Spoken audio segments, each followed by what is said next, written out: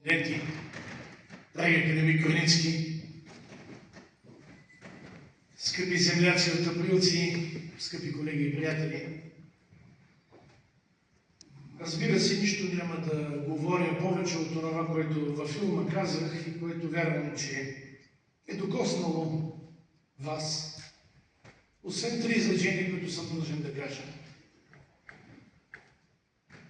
Ще ги подреда в градация.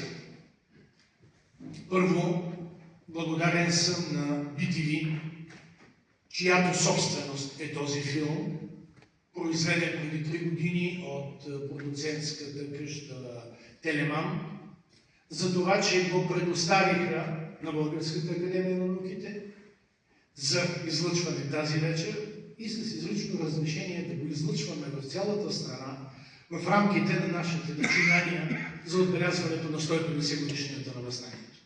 И добавям своята благодарност за изключителната работа на моя съученик. Да знаете, че класическата гимназия дава висококачествени хора, не някои други, които поразвалиха представата за нея. Режисьора на филма Николай Русакиев. Второ, поднасям огромна благодарност към Българската академия на науките и лично към нейната председателка, член-кореспондент Славчева.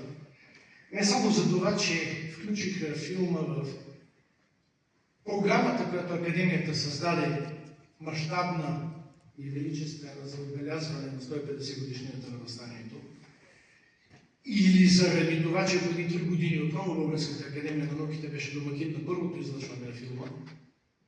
Тогава в присъствието и със словото и на президента господин Радев и на вице-президента Йотова, това беше едно от малкото събития, на които ходят и президента и вице-президента заедно. А най-вече благодаря на Българската академия на науките за това, че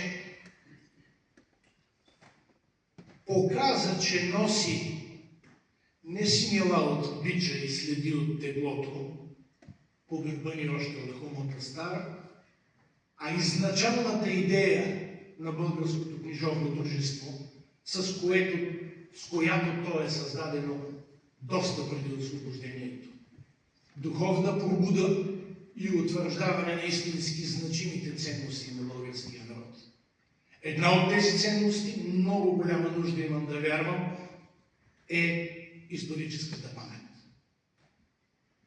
И в градация, на последно поред, но първо по важност място, благодаря на всички вас за това, че напълнихте този салон тази вечер и за това, че ни давате и на мен със сигурност усещане, че усилията за отечеството са усилия, които имат смисъл.